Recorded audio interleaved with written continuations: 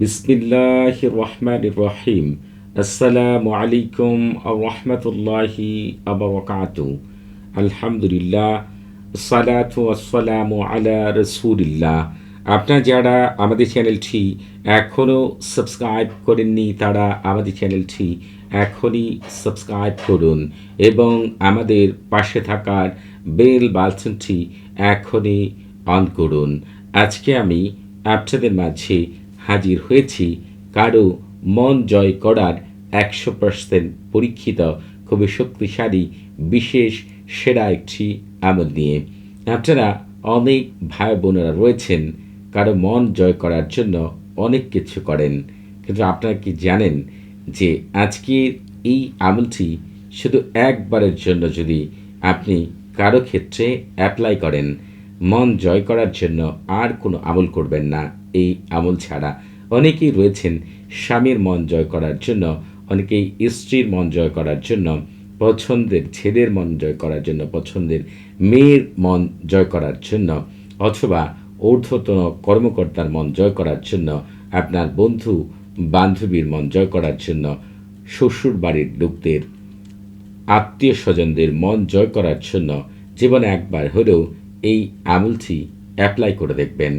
আল্লাহ তাআলার অশেষ রহমতে এত চমৎকার ফলাফল পাবেন যে আপনি আশ্চর্য হয়ে যাবেন। আপনারা যে কোনো ব্যক্তির ভালো উদ্দেশ্য নিয়ে মন জয় করার জন্য এই আমলটি করতে পারবেন, এমনকি একসাথে অনেকগুলো মানুষের মন জয় করার জন্য এই আমলটি করতে পারবেন। তবে এই দুইটি বিষয়ের জন্য দুটি নিয়ম আপনাদের মেনে আমল করতে হবে। সেই বিষয়গুলো আমি আপনাদেরকে পরিপূর্ণভাবে বুঝিয়ে দেব ইনশাআল্লাহ। একটি আমল করার জন্য 10টি নিয়ম মেনে আমল করতে হয় এবং প্রেম মহব্বত কারো মন জয় করার ক্ষেত্রে, প্রেম মহব্বতের ক্ষেত্রে, ভালোবাসা সৃষ্টি করার ক্ষেত্রে যে নিয়ম মেনে আমল করতে হয়, এই আমলটিও সেই নিয়ম মেনেই আমল করতে হবে। এই দুইটি বিষয়ের উপরে 2টি ভিডিও তৈরি করেছি। এই ভিডিওর ডেসক্রিপশন বক্সে সেই 2টি ভিডিওর লিঙ্ক দেওয়া থাকবে, সেখান থেকে একটি ধারণা নেবেন। এরপরে এই আমলটি আমি যেভাবে বলবো আপনারা সেভাবে করে দেখবেন, সাথে সাথেই আল্লাহ তাআলার অশেষ রহমতে সাথে সাথেই ফলাফল পেয়ে যাবেন ইনশাআল্লাহ। এই আমলটি করার জন্য আপনি যদি একজন নির্দিষ্ট ব্যক্তির মন জয় করতে চান, তার জন্য আপনাকে তালসামটি প্রথমে লিখতে হবে। যদি অনেকগুলো মানুষেরও মন জয় করতে চান, তার জন্য প্রথমে এই তালসামটি যেভাবে আমি লিখেছি হুবহু দেখে দেখে আপনারা প্রথমেই এই তালসামটিকে আপনারা লিখবেন। এরপরে নির্দিষ্ট কোনো ব্যক্তির জন্য যদি আপনি এই তালসামটিকে ব্যবহার করতে চান বা কারো নির্দিষ্ট ব্যক্তির মন জয় করতে চান, তাহলে যেটি করবেন, প্রথমে এখানে তার নাম লিখবেন। বাংলাতে লিখেন আর আরবিতে লিখেন তার নাম। এখন সে যদি কোনো ছেলে মানুষ হয় তাহলে তার নামের পরে ইবনে লিখবেন।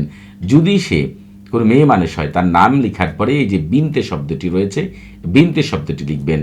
এই স্থানটিতে তার মায়ের নাম অথবা বাবার নাম অথবা হযরত আদম আলাইহিসসালাম অথবা হযরত হাওয়া আলাইহিসসালাম লিখবেন। এরপরে আলা হব্বি লিখবেন। এখানে আপনার নিজের নাম। আপনি যদি কোনো মেয়ে মানুষ হন আপনার নামের পরে বিনতে লিখবেন, আর যদি ছেলে মানুষ হন আপনার নামের পরে এই যে ইবনে শব্দটি রয়েছে এটি লিখবেন। এরপরে এই স্থানটিতে আপনার মায়ের নাম লিখবেন। এখন যদি মনে করেন আপনারা যে নির্দিষ্ট কোনো ব্যক্তি না, আপনি সকলের মন জয় করতে চান, তাহলে নিজ দিয়ে লিখতে হবে যে এই তালসামের খাদেমগণ, বাংলাতে লিখলে এভাবে লিখবেন, এই তালসামের খাদেমগণ আপনারা দায়িত্ব গ্রহণ করুন। আমি যার দিকে তাকাবো সেই যেন তার মনটা যেন আমার প্রতি নরম হয়ে যায়, দুর্বল হয়ে যায় এবং তার মন যেন আমি জয় করতে পারি। এই কথাগুলো আপনি বাংলাতেও লিখতে পারেন। আর যদি আরবিতে লিখতে চান, শুরুতে তাওয়াক্কালু ইয়া খুদ্দাম হাজাত তালসাম, এই কথাটুকু ঠিক রেখে এরপর নিচে আপনি যা লিখতে চান আপনার উদ্দেশ্য আরবি ভাষায় আপনার মতো করে লিখবেন। আপনি লিখার পরে যখন এই তালসামটি প্রস্তুত হয়ে যাবে তখন এই তালসামের মধ্যে হয় খাঁটি ঘি মাখবেন অথবা সরিষার তেল মাখবেন। এরপরে আপনি যেটি করবেন সেটি আরেকটি আছে রেন্ডির তেল, আপনারা চিনেন কিনা আমি জানি না, এটিও মাখতে পারেন। যে কোনো একটি, হয় ঘি অথবা সরিষার তেল অথবা রেন্ডির তেল, যে কোনো একটি আপনি তালসাম এবং লেখাগুলোর উপর ভালো করে মাখবেন। মাখার পরে একটি পাত্র নেবেন, পাত্রের মধ্যে আগুন ধরিয়ে আপনি তালসামটিকে পুড়িয়ে ছাই করে ফেলবেন। এই যে ছাইগুলো হবে, এই ছাইগুলো কাজল অথবা সুরমার সাথে আপনার চোখে লাগাবেন। এরপরে আপনার চোখে লাগিয়ে আপনি যার দিকে তাকাবেন অথবা যার জন্য আমল করেছেন তার দিকে তাকালে ওই দিনের পর থেকে সে আপনার প্রতি এমনভাবে দুর্বল হবে, আপনি যাই করবেন সেটি তার ভালো লাগবে। আপনার কাজগুলো আল্লাহ তাআলার অশেষ রহমতে তাওসামের খাদেমগণ তার অন্তরের ভিতর আপনার জন্য এমন কিছু তৈরি করে দিবেন, আপনার যে কোনো কাজই তার পছন্দ হবে। আপনার কথা বলা, কাজ করা, যাই করেন না কেন সেটি সে ভালোভাবে মেনে নেবে এবং ভালোর দিকে নজর থাকবে তার। ইনশাআল্লাহ আপনারা বুঝতে পেরেছেন যে আমি কি বলতে চাচ্ছি। তবে আপনারা এই আমলটি করার আগে অবশ্যই এজাজত নিয়ে আমল করবেন।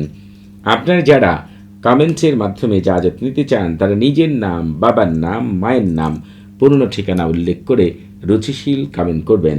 যারা কথা বলার মাধ্যমে এজাজত নিতে চান তারা সালাম বিনিময় করার পরে নিজের পূর্ণ পরিচয় উল্লেখ করে কী বিষয়ে এজাজত চান সেটি বলবেন।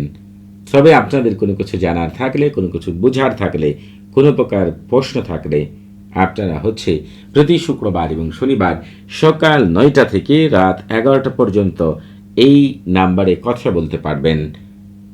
তবে নামাজের সময় নাম্বারটি বন্ধ থাকে, সেদিকে খেয়াল রাখবেন। সবাই ভালো থাকবেন। আসসালামু আলাইকুম ওয়া রাহমাতুল্লাহি ওয়া বারাকাতুহু।